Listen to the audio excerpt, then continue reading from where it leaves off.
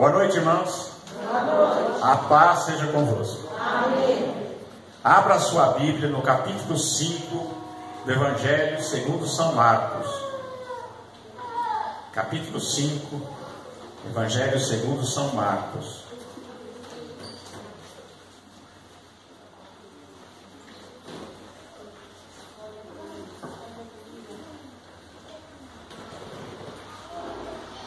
Graças a Deus.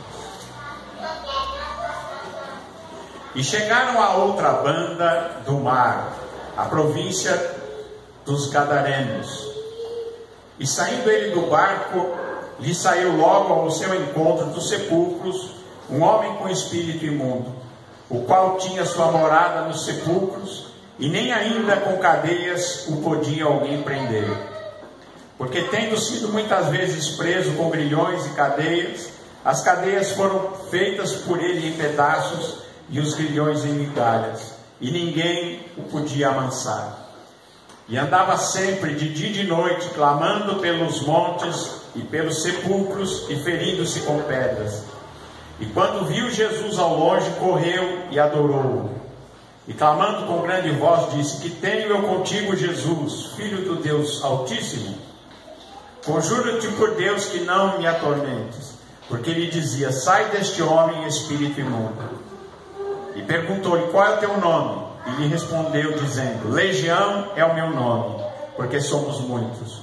E rogava-lhe muito que não os enviasse para fora daquela província. E andava ali pastando no monte uma grande manada de porcos. E todos aqueles demônios lhe rogaram, dizendo: Manda-nos para aqueles porcos, para que entremos neles. E Jesus logo lhe o permitiu. E saindo aqueles espíritos imundos, entraram nos porcos, e a manada precipitou-se por um despenhadeiro no mar, e eram quase 2.000, e afogaram-se no mar. E os que apacentavam os porcos fugiram, e anunciaram na cidade e nos campos, e saíram muitos a ver o que era aquilo que tinha acontecido. E foram ter com Jesus, e viram o endemoniado que tivera a legião assentado, vestido em perfeito juízo, e temeram. Até aqui. Amém? Graças a Deus. Senhor nosso Deus e Pai, em nome de Jesus, nós te agradecemos pela tua palavra. Fala conosco, Senhor, nós te pedimos, em nome de Jesus. Amém. Graças a Deus. Amém? Eu li essa passagem, e na verdade eu vou pregar sobre a passagem anterior. Por que eu li esse texto? Porque Jesus estava do outro lado do mar. E Jesus, ele diz para os seus discípulos, sendo já tarde, diz: passemos para o outro lado. E eles, deixando a multidão, entraram no barco e vão atravessar aquele mar. E Jesus, ele entra nesse barco para atravessar este mar, porque do outro lado do mar, Jesus tem algo a fazer, e é libertar esse homem endemoniado, oprimido de Satanás, esse homem que morava no cemitério, morava nos sepulcros, vivia nu, gritando pelas montanhas, totalmente endemoniado, totalmente louco, andando, se cortando e se ferindo com pedras. Esse homem estava do outro lado do mar. E quando nós lemos a palavra de Deus, Jesus, ele atravessou o mar, enfrentou tempestade, para ir até o outro lado, e a única coisa que ele foi fazer do outro lado foi curar esse homem. Jesus, ele vai até aquela cidade de Gadara, ele vai até aquela região unicamente para libertar esse homem desta opressão e fazer dele um missionário, um pregador do Evangelho, alguém que anunciava naquela região toda quem era Jesus, o que Jesus fazia, o que Jesus tinha feito por ele. E ele anunciava o evangelho naquela região. Depois de ter curado esse homem, Jesus, ele não é bem recebido naquela região. As pessoas daquela região, porque veem que Jesus tinha expulsado os demônios tinham entrado nos portos, e os portos tinham se afogado no mar, se jogado no mar e se afogado. Eles pedem para Jesus ir embora. Mas Jesus, não fica aqui, vai embora. Eles não queriam Jesus lá. E Jesus, ele entra no barco e volta para a sua terra, ele volta para Cafarnaum. Então Jesus, ele, quando entra no barco, já tarde, para ir até o outro lado, para fazer esta viagem, ele entra com o intuito de abençoar este homem sozinho. Mais tarde, através da pregação desse homem, multidões foram alcançadas, porque esse homem anunciava a Cristo, a salvação, o Messias, ali naquelas terras. E Jesus atravessa o mar, enfrenta a tempestade, por causa deste homem. Esse homem que talvez era o horror daquela cidade, era alguém que aquelas pessoas daquela cidade tinham medo, porque ele era perigoso, ele estava fora de si, era controlado por espíritos imundos. Diz aqui a palavra que havia uma legião dentro deles, eram muitos e muitos espíritos malignos. E aquelas pessoas tinham medo dele, as pessoas daquela cidade. Mas Jesus atravessa o mar, enfrenta a tempestade, para livrar a vida desse homem da opressão do diabo. Que coisa! Muitas vezes a gente fica pensando que Jesus está preocupado só com grandes multidões. Jesus valoriza cada pessoa. Jesus, ele olha para cada ser humano. E aquele homem precisava ser liberto. E Jesus não mede esforços para libertá-lo. E diz aqui que, sendo já tarde, ele entra no barco e diz: passemos para o outro lado.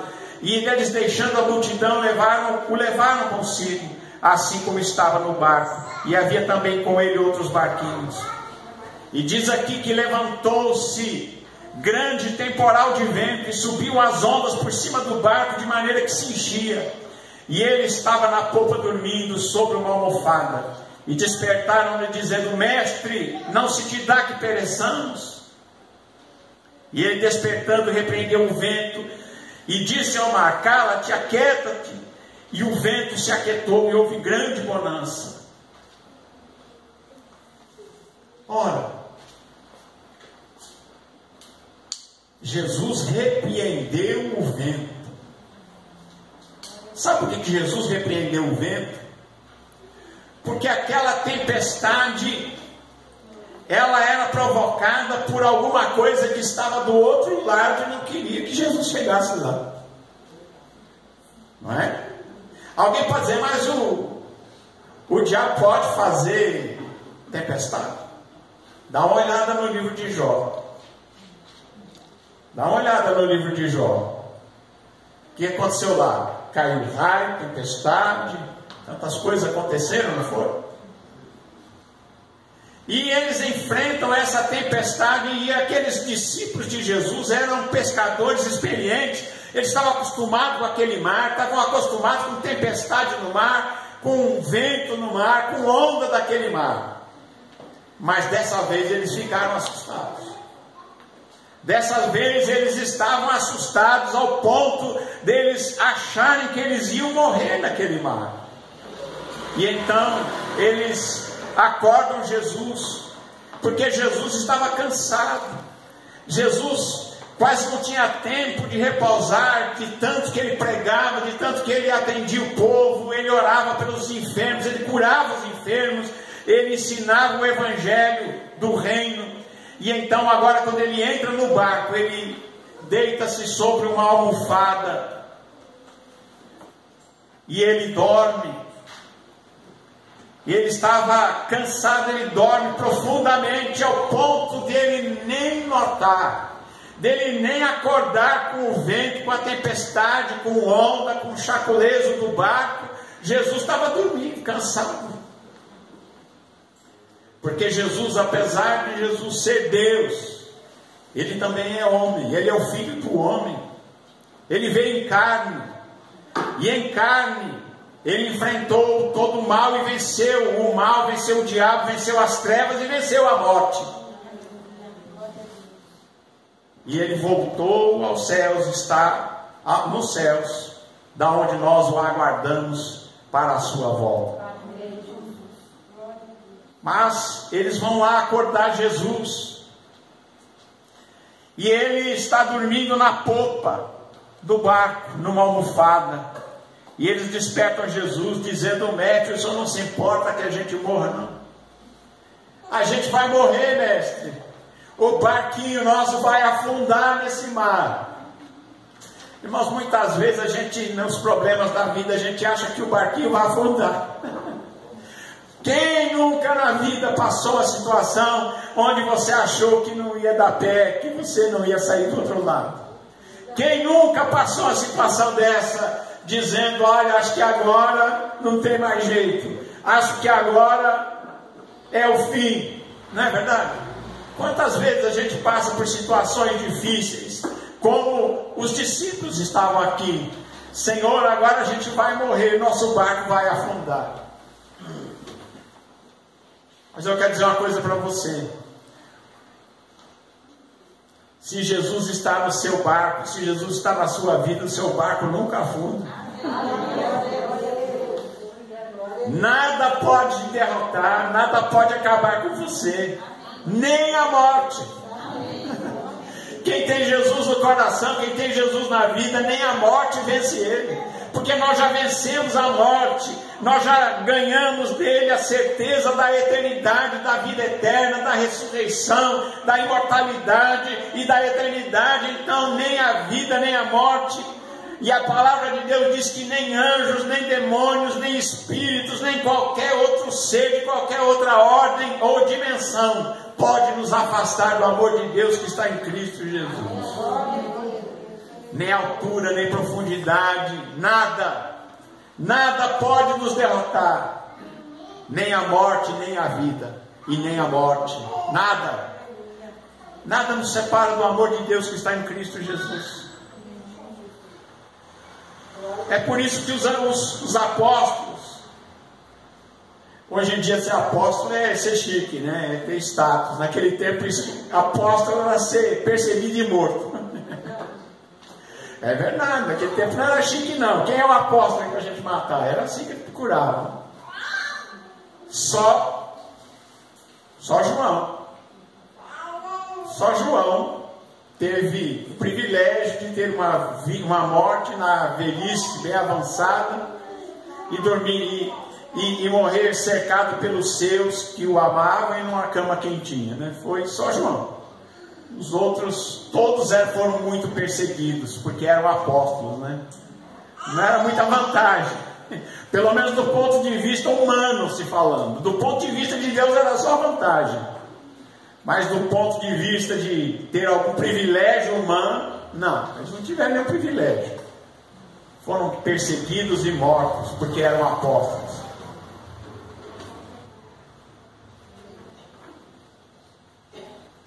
Eles achavam: nosso barco vai afundar, Jesus. Mestre, o senhor não se importa que a gente morra? E ele acorda assim, de repente dá uma olhada, ele levanta, acorda, dá uma olhada na situação. É o barco enchendo de água, as ondas passando por cima do barco, é vento chacoalhando o barco, um grande vento, uma grande tempestade, e aquelas ondas enormes, e Jesus se levanta. Quando a gente acha que não dá, Jesus vai se levantar na nossa vida. Sabe disso? Mesmo na hora mais difícil, mesmo quando, como disse o salmista: ainda que eu ande pelo vale da sombra da morte, não temerei mal algum, porque tu estás comigo. Até morrer não é tragédia para a gente. Tem muita gente que pensa assim, morrer alguém, que tragédia. E eu fico assim, sabe, pensando nos crentes, sabe, porque muitas vezes eu vejo, o pessoal fica tão chocado quando alguém morre. É claro que a gente não quer que ninguém morra. E a gente ora para que ninguém morra. Não é assim? A gente não quer que ninguém morra, mas os crentes ficam tão chocados quando alguém morre, não é? Eu quero dizer que morrer não é uma tragédia. É claro que ninguém quer. E ninguém, eu também não estou com pressa não.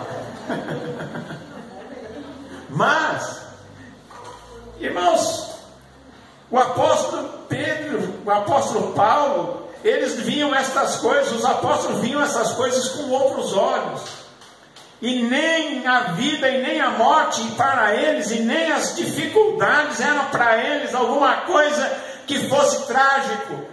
Mas tudo eles enfrentavam, todas as situações eram enfrentadas na fé daquele que tudo pode e daquele que está conosco até na hora mais extrema, que é a morte. Ele está conosco. Amém. E nós temos a vitória. Nós temos a vitória em qualquer situação. E Ele se levanta, e Jesus sempre se levanta na nossa vida. E Ele se levanta.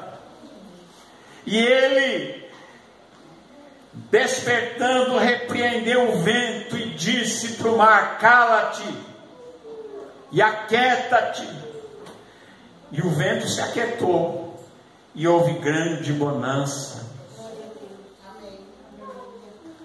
Quando Jesus tem o poder para repreender todo o vento e toda a tempestade. Sabia disso? Todo problema, todo mal que se levanta pode ser repreendido em nome de Jesus. Você tem essa fé?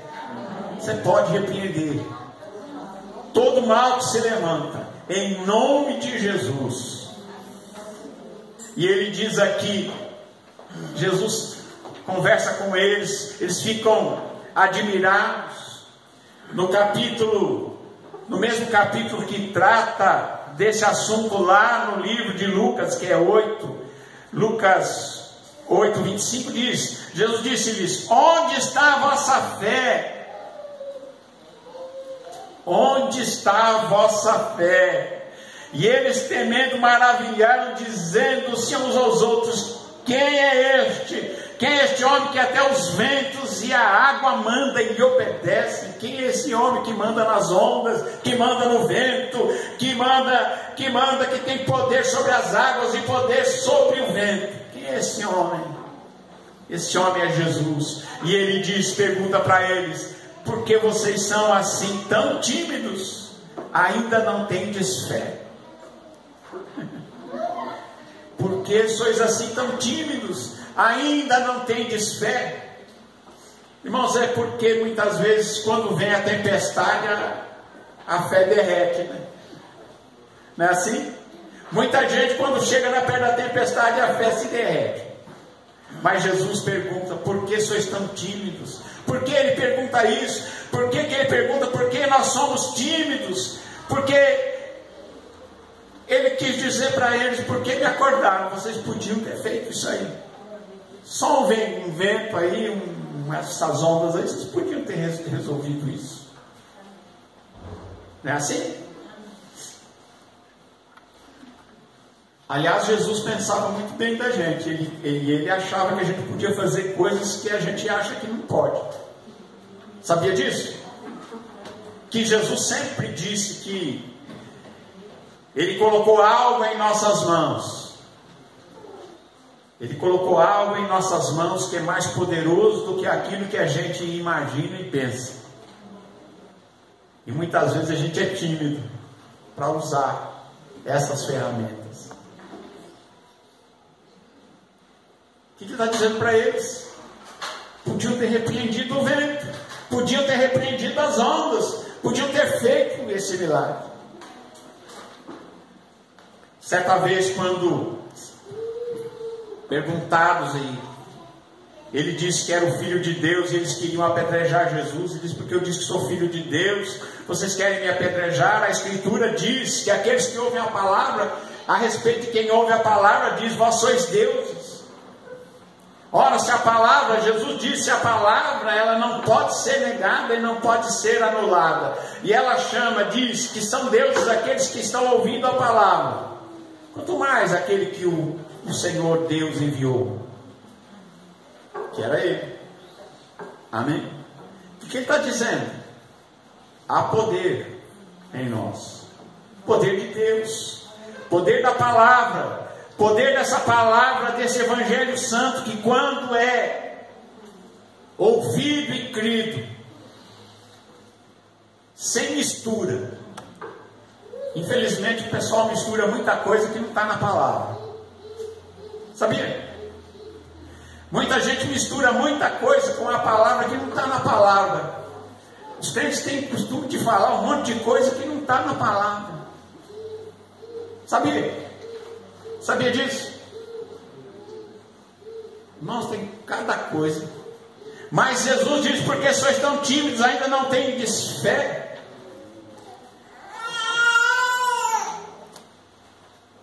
E eles sentiram grande temor e diziam uns aos outros: mas quem é este que até o vento e o mar obedecem? Irmãos, Jesus tem todo o poder nos céus e na terra. Ele é todo poderoso.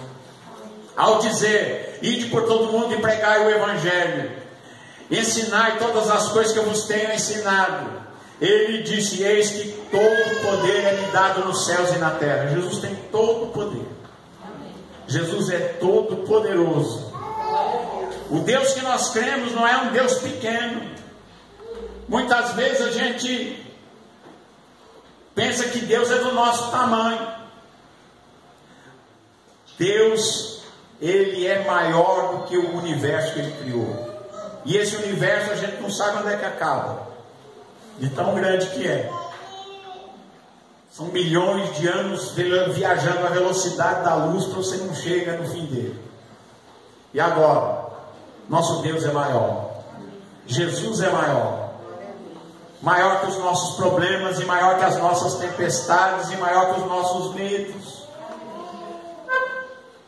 Quantas vezes a gente fica sofrendo?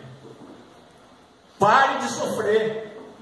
Confie em Deus em qualquer situação, porque Deus vai agir em nosso favor, e Deus não vai nos deixar, não vai nos abandonar. Nós vamos chegar ao nosso destino, à nossa pátria. Nós vamos chegar lá. Amém? Nós vamos chegar, nós vamos vencer. A palavra de Deus diz que a gente já venceu. Eles o venceram pelo sangue do Cordeiro. Quem é que venceu? Nós. Quem crê em Jesus já venceu. Então, se nós já vencemos, nós podemos deixar de lado o medo, a angústia. Para que ficar sofrendo, se a gente já venceu? E aí a gente tem que fazer um parênteses. O que é vencer, né? Tem muita gente que pensa que vencer é ter muito dinheiro, é ter uma mansão, um iate, um avião, né? Mas a gente vive sem iate, sem avião, sem mansão. Vive. Jesus disse que a gente se preocupa com coisas que a gente não devia se preocupar. A gente fica preocupado, na hora da tempestade fica preocupado. E a gente devia levar a vida mais leve, porque vencer não é o que o mundo diz que é vencer, não.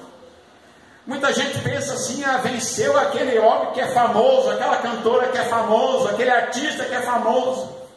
Será que é isso? Vencer é isso? Aí você vê um monte de gente famoso e que de repente tem uma vida miserável, infeliz, cheio de dinheiro, cheio de fazenda, cheio de mansão, cheio de carro de milhões, e uma pessoa infeliz. A família dele está arrebentada, está tudo destruído, e ele está lá vivendo uma vida infeliz. Quantos parte dessa vida infeliz, os mais famosos são os mais infelizes. Muitas vezes a pessoa pensa que é o poder. Aí dá uma olhada no filho do Mussolini, do Hitler, do Gaddafi. Gente que tinha o poder da vida e da morte sobre os outros. Qual foi o fim dessa gente? Não é? Tinha um poder enorme. E de repente, qual é o fim deles? Aí você chega à conclusão que não é o poder, não é a fama, não é a posição, não é o destaque. Não. Vence aquele que fica firme com Jesus e que realmente vive a vida dele nos pés de Jesus, na palavra de Deus, que ouve a palavra de Deus sem mistura e que realmente se dedica a ouvir esse evangelho, a proclamar esse evangelho e a crer nele. Você já venceu. Amém? Você já venceu. Quem por muito que tenha vai comer 2 almoços? Você é capaz de comer 2 almoços? 2 jantas? Vai fazer isso no mesmo dia? Vai dormir em 2 camas? Vai botar 10 pares de sapato de uma vez? Você consegue? Então, é ou não é? Se você tiver 100 pares de sapato lá no seu armário lá, você não é uma centopeia. Vai usar um par de cada vez, não vai usar 100. Se você não usar centopeia, você usar todos os sapatos de uma vez, não. Tem muita coisa, irmãos, que a gente fica preocupado e não é nem necessário. Não é nem necessário. Tanta coisa que a gente sofre por causa daquilo e a gente nem precisa. Nem precisa. Aliás, aquilo que a gente precisa, Jesus disse que Deus sabe daquilo que a gente precisa e que é necessário. Deus sabe do que a gente precisa e que é necessário. Deus sabe que vocês precisam dessas coisas. Aquilo que é necessário realmente, aquilo que a gente precisa, Deus sabe. Amém? Mas o importante é ficar firme na palavra de Deus, porque Ele diz: porque sois tão tímidos, ainda não tendes fé.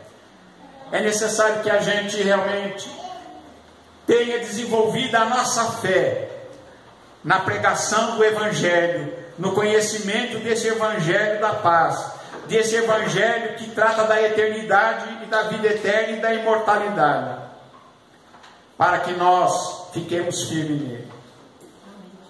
Amém? Eu comecei a falar aqui que tem coisa que os crentes gostam de falar e que não está nem na Bíblia. Vocês querem ver um exemplo?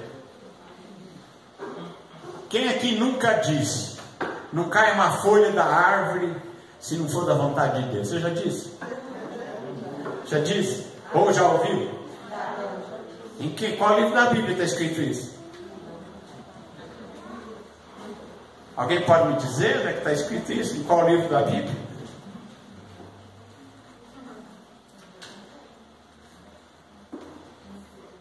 E tem gente que faz doutrina em cima disso.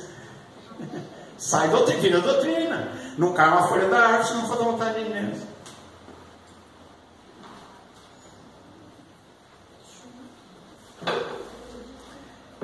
Essa palavra está no Alcorão, no livro dos muçulmanos. Não está na Bíblia. Está numa sura dentro do Alcorão. Não é bíblico. E a gente tem que ficar firme com a palavra de Deus. Porque senão a gente gera doutrina em cima de coisa que não é bíblica.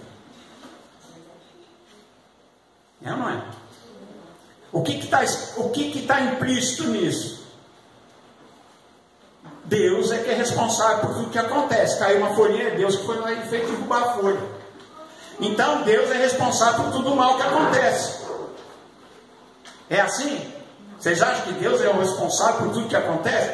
Aí o camarada adultera, peca, mata, rouba, faz tudo quanto não é coisa que não presta. E foi da vontade de Deus? Não. Por isso que Jesus disse: seja feita a tua vontade aqui na terra como é no céu. No céu funciona tudo lá. Mas aqui na terra o homem faz coisa errada. O homem peca, mata, rouba, adultera, faz tudo quanto é tipo de pecado, blasfema, faz feitiçaria, e não é da vontade de Deus. Porque se fosse da vontade de Deus, se a pessoa fizesse tudo da vontade de Deus, então não era pecado. Por que Deus chama isso de pecado? Porque é contrário à vontade de Deus. Então o negócio da folhinha que cai, agora você já sabe que não é da Bíblia.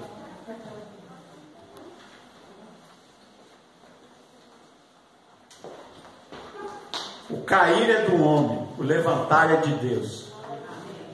Já viu isso? Está escrito onde? Não está na Bíblia. Essa frase não existe na Bíblia. O que está implícito nessa frase? Eu posso pecar mesmo, porque eu sou humano, sou pecador, e eu vou cair mesmo, vou cair com a cara no chão, vou cair na lama, vou fazer tudo que eu quiser de ruim, porque eu caí está em mim, eu não posso fazer nada, eu caí, é Deus que tem que me levantar toda vez. Parou para pensar? Eu não vou falar mais, não, mas Deus escreve certo por linhas tortas. Está na Bíblia isso? Não está? E se a gente fosse ver, irmãos, está assim de coisa. Tradições. Existem teologias formadas em cima de encadeamentos, às vezes de versículos, para formar uma doutrina que aquela doutrina não é. A soma deles está errada. Quer ver um exemplo? É aquele camarada que gosta de engatar versículo um no outro, né? E a gente chama isso aí de teologia sistemática. Quem gosta muito disso é calvinista. E tem muita coisa de calvinista que as pessoas pegam, que aliás não é nem do Calvino, foi os discípulos de Calvino é que começaram a inventar um monte de coisa que nem o Calvino falou, né? E as pessoas pegam essas coisas, juntam um monte de versículo um no outro e faz uma teologia sistemática, uma coisa que não é o que Jesus disse. Vou dar só um exemplinho para vocês, bem bobinho assim, porque senão, para mim entrar, vamos dizer, explicar para vocês o que é calvinismo, o que é arminianismo, o que é predestinação e o que é livre-arbítrio, levaria um tempo maior. Nós cremos que Deus deu livre-arbítrio para você. Deus deu livre-arbítrio. O ser humano tem livre-arbítrio para fazer o que quer, e Ele diz: faça o que é bom. Porque quem escolhe fazer o mal sabe o que acontece no fim da linha. Sabe como é que é? É lá mais no fundo do poço, lá para todo lado. Longe de Deus. É ou não é? Mas tem versículos que tem gente que gosta, né, de ficar pegando, juntando um pedaço do outro. E aí, sabe aquele tipo de usar a Bíblia que nem horóscopo? Vamos ver o que Deus quer falar comigo agora. Aí o camarada fez isso e apareceu assim: Judas foi e enforcou-se. Nossa, não vou fazer isso não. Vou pegar uma confirmação. É aquele versículo que tem na Bíblia. Tem outro que diz assim: vá tu e faça o mesmo. Ele bateu o dedo em cima disso. Está na Bíblia também esse versículo. Tá. E aí ele falou: não, peraí, preciso mais uma confirmação. E o que você tem a fazer, faz-o depressa. Vocês entenderam que Não se pode montar uma teologia grudando trechos. Não, você tem que entender o texto e o contexto, tem que entender o que Jesus falou, e tem que entender o que está escrito. Você compara o que está escrito antes, o que está escrito depois, e quando você leu tudo, você compara com Jesus, que é a chave de interpretação para tudo. Isso aqui que eu li, parece com Jesus. A mensagem, essa mensagem que eu estou ouvindo é Jesus. Tem que ser Jesus, irmãos. Entendeu? Tem que ser Jesus. Tem que ser conforme Jesus. Tem que ser aquilo da natureza dele, das palavras dele, do evangelho dele, daquilo que ele falou. Se não é, irmãos, é só... Pode ser até uma palavrinha que às vezes até fica bonitinho, mas é bonitinho e leva para o inferno. Sabia disso? Como é que surgem as coisas? É porque as pessoas saem fora da palavra, saem fora da palavra de Deus. E Jesus quer colocar esse poder na nossa vida quando nós observamos a palavra e nós exercemos fé. E quando nós fazemos isso, exercitamos a nossa fé, então realmente funciona, irmãos, quando ela não está contaminada com outras coisas que não são palavra de Deus, são conceitos alienígenas. Sabe o que é alienígena? É de fora da palavra, não é da palavra. Há poder na palavra. Porque sois tão tímidos, ainda não tendes fé? É isso.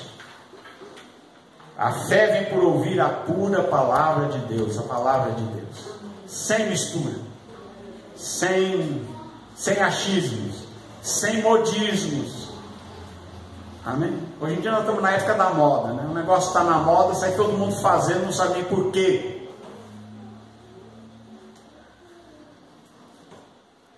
Vocês têm um pastor aqui que muita gente acha chato, porque eu não entro nessas modas, não. Amém? Então, amém.